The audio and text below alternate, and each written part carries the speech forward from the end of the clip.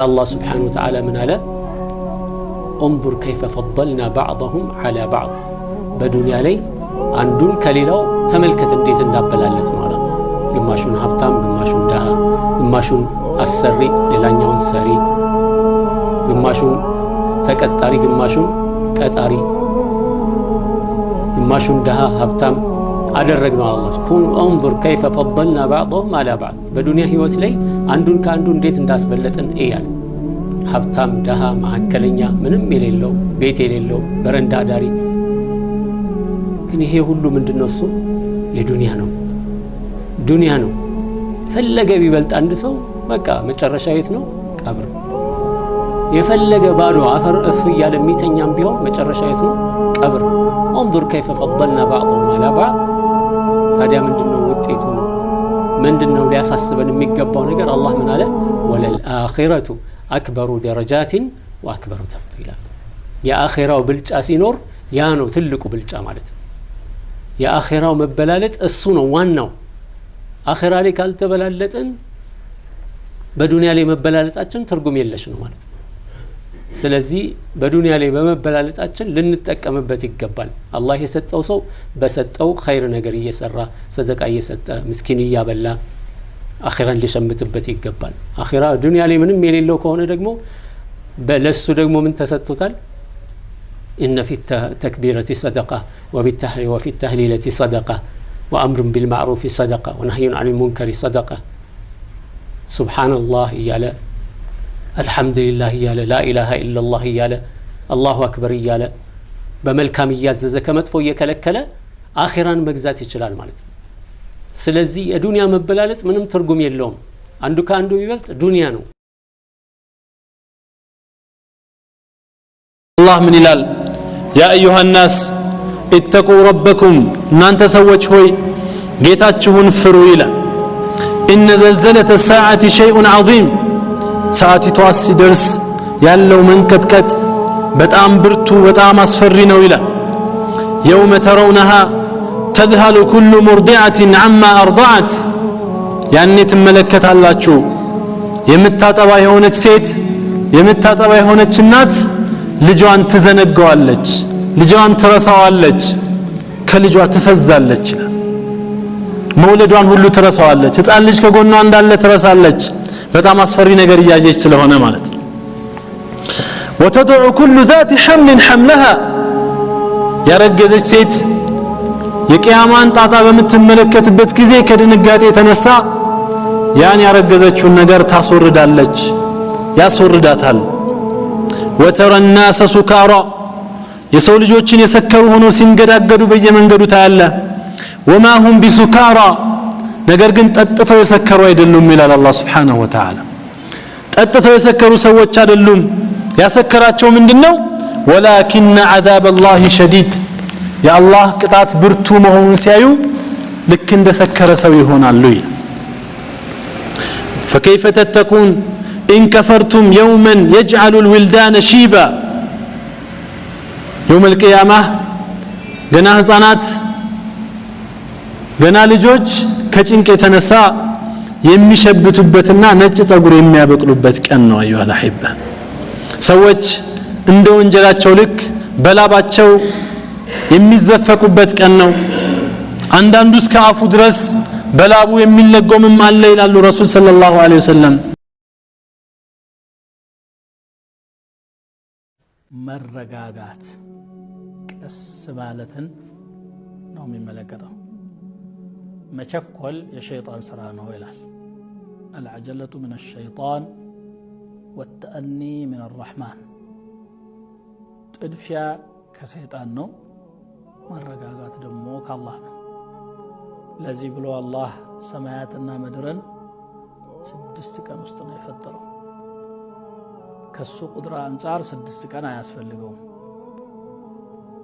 ኩን ብሎ ነው የሚያስገኘው انما امره اذا اراد شيئا ان يكون له ان يقول له كن فيكون ቢፈልግ ሰማያትና ምድርን የሚያህል በሚሊየን ቢሊየን የሚቆጠር እኛ በማናውቀው መልኩ ዝም ብሎ ኩን ብሎ መፍጠር ይችላል የሱ ችሎታ ገደብ ስለሌለው ግን ስራ ላይ መረጋጋትን ሊያስተምረን 6 ቀን ፈጠረ ይላሉ ዑለማዎች።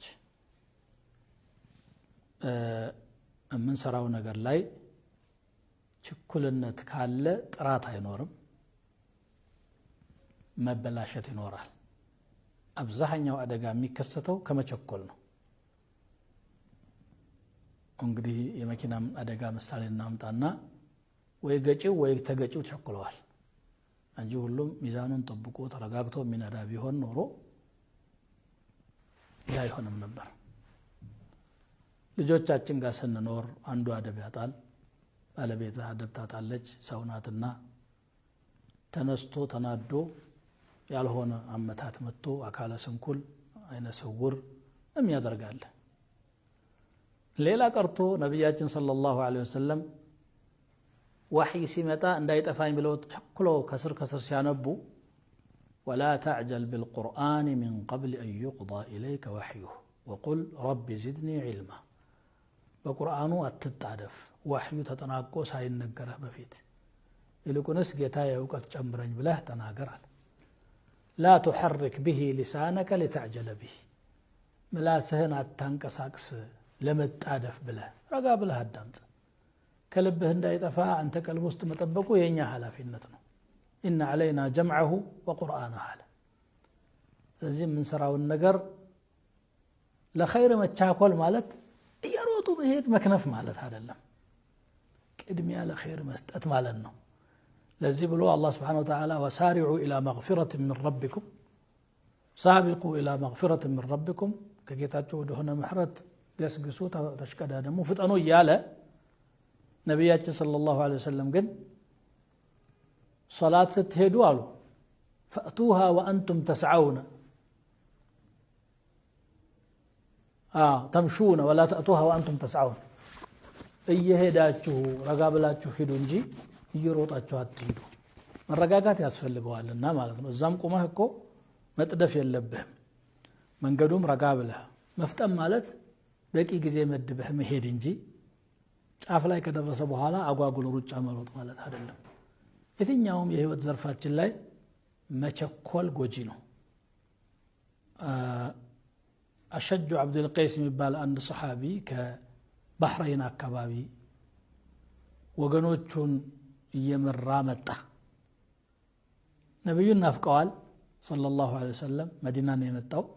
ቶሎ ለማግኘት ስለሚፈልጉ ሌሎቹ ሰሓቦች አብረውት የመጡት ቶሎ ብለው እቃቸውን እንኳን በደንብ ከግመሎቻቸው ላይ ሳያራግፉ መስጂድ ገቡ ረሱልን ለማግኘት።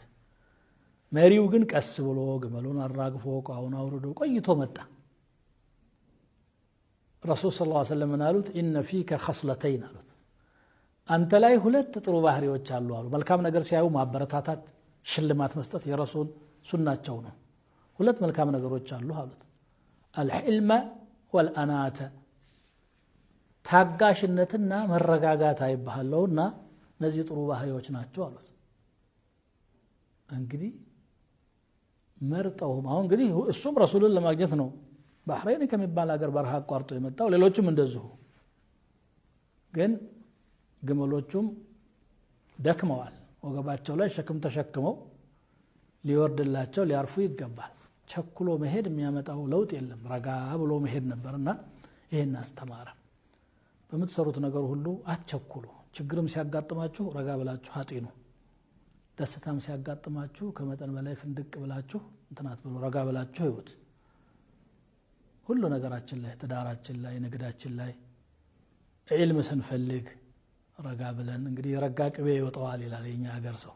ወተት ካረጋ ቅቤ አይወጣውም ለማለት ነው። የጅብ ትኩል ቀንድ ይነክሳል ይላሉ። የሚጠቅመው ስጋው ሆኖ እያለ ያው መቸኮል ያላግባብ የሆነ ቦታ ላይ ሊያቆምህ ይችላልና እስቲ በህይወታችን ውስጥ መረጋጋትን እንልመድ፣ መታገስን እንልመድ፣ ሁኔታዎችን በሰከነ መንፈስ ማጤንን፣ አስተዋይነትን እንለማመድ። ግልፍተኝነት ይቅርብን። ሐታ ዳዕዋ ላይ በጣም መረጋጋት ያስፈልጋል። አንድ ሙንከር ያየ ሰው ያንን ሙንከር ለማስወገድ ብሎ የሚወራጨውና የሚያጣው አደብ የበለጠ ሌላ ሙንከር ሊያመጣ ይችላል። ዝንብ ለማንሳት ዱላ መሰንዘር እቃ ያሰብራል ማለት ነው በሌላ አባባል። እዚህ ዝንብ ለማንሳት ቀስ ብለህ እሺ ብትላት ትሄዳለች። ዱላ ካወረድክ